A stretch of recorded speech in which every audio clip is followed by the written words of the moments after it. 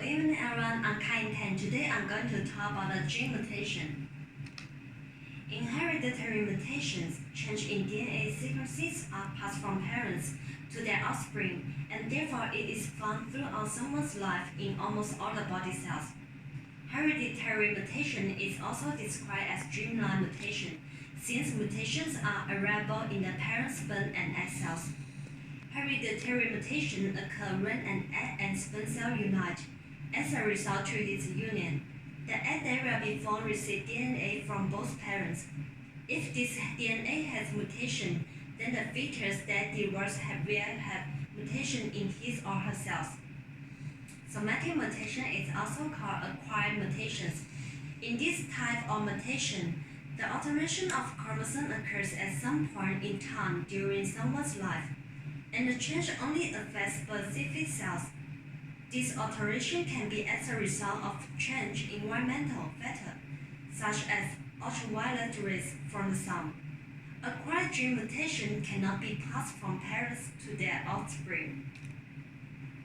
Sometimes, change can occur in the egg or sperm of a person, but those mutations are not available in the other person's cells.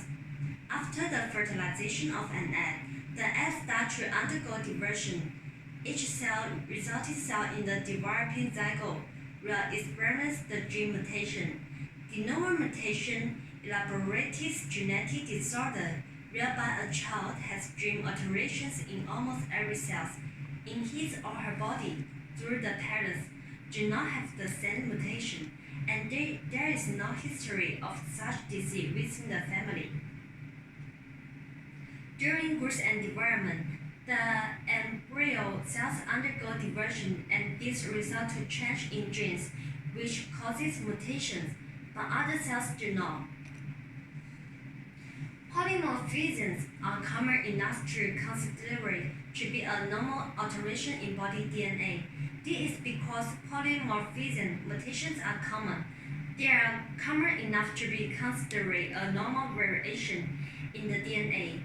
Polymorphism mutations are accountable for a majority of the normal variation, such as pigmentations, eye color, hair color, as well as blood type among the people.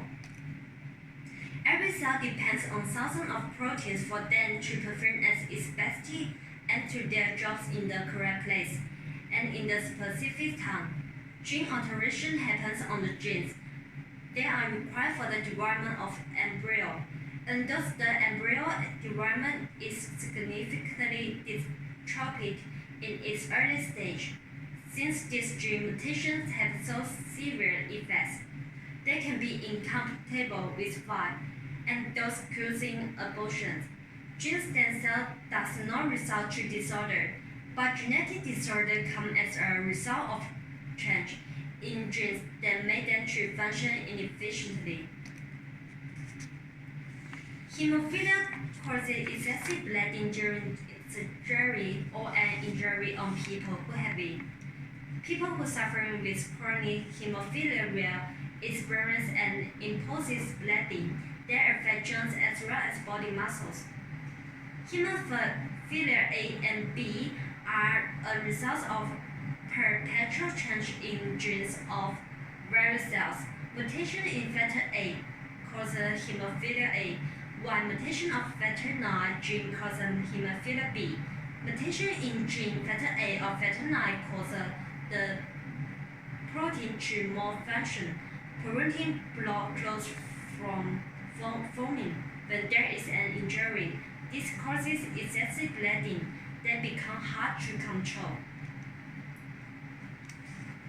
A simple bump on the head can cause bleeding into the brain for some people who have severe hemophilia. This really happens, but it's one of the most serious complications that can occur. Signs and symptoms include unexplained and excessive bleeding from cuts on injuries or after surgery or dental work. Second, many large or deep bruises.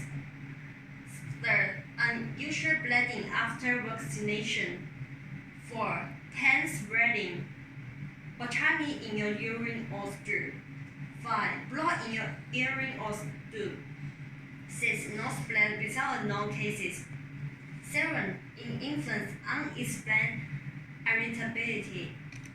This is not specific for hemophilia disorder. Its medical treatment relies on the seriousness.